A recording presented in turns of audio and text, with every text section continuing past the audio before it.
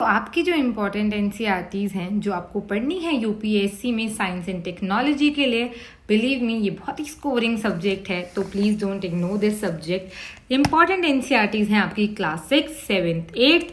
कुछ चैप्टर्स हैं जो आपको इन क्लासेस के पढ़ने हैं, क्योंकि आप ये सोच लेते हो कि इलेबोरेट होके आप ये 9, 10 में पढ़ लोगे। So no, please study in your 6, 7 chapter, क्योंकि कुछ चैप्टर्स हैं जो वहाँ नहीं इलेबोरेट करे गए हैं, तो वो चैप्टर्स आपको पढ़ने पड़ेंगे अपनी 6, 7th, 8th की एनसीईआरटी से। Then your class 9th and 10th की आपको कंप्लीट एनसीईआरटी पढ़नी है।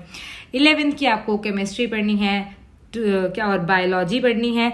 12th की आपको केमिस्ट्री पढ़नी है, केमिस्ट्री का पार्ट 1, पार्ट 2, बायो आपको पढ़नी है 12th क्लास की। अब मैं आपको बताती हूँ कि कौन सी बुक के कौन से चैप्टर्स पे आपको मेनली फोकस करना है। तो सबसे पहले आते हैं हम आपकी क्लास 6 की एनसीईआरटी पे। So let's begin. So class 6 से आपको पढ़ना है food, where does it come from. ठीक है, ये आपका आगे जाके एलेबोरेट नहीं है, तो ये चैप्टर यहीं से पढ़िए। क्वेश्चन इसमें से आए हैं, रिपीटेडली आए हैं।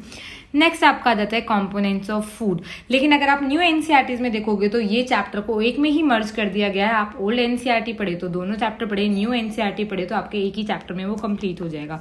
नेक्स्ट आती है आपकी क्लास 7 की साइंस, जिसमें आपको chapter 4 heat, chapter 6 physical and chemical change, ये आपको पढ़ना ही पढ़ना है। नेक्स्ट आती है आपकी क्लास 8 की NCERT, chapter 2 microorganisms, friends and foe.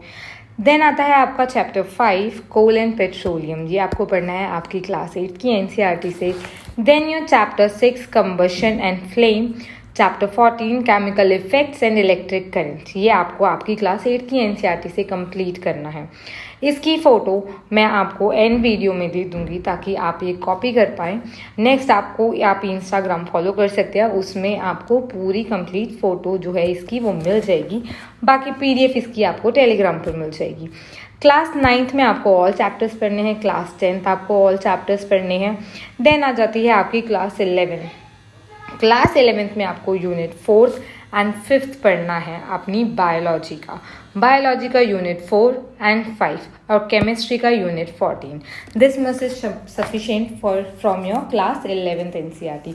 Then आ जाती है आपकी क्लास 12th की एनसीईआरटी, तो आपको उसमें बायोलॉजी से पढ़ना है chapter 8, chapter 9, chapter 10, 13, 14, 15, 16 and from chemistry unit 16। तो ये है साइंस एंड टेक्नोलॉजी की वो फोकस एरियाज जो आप बिल्कुल भी नहीं छोड़ सकते फ्रॉम एनसीईआरटी, और आपके क्वेश्चन एनसीईआरटी से ही आते हैं, तो इसके लिए आपको कोई एक्स्ट्रा स्टैंडर्ड बुक्स लेने की ज़रूरत नहीं है। अगर ये आपका ऑप्शनल नहीं है, आपको सिर्फ साइंस प्रिपेयर करनी है for your prelim and from your mains, तो आप इतने चैप्टर्स पढ़ के आप मैक्सिमम टू मैक्सिमम स्कोर कर सकते हैं। Thank you so much.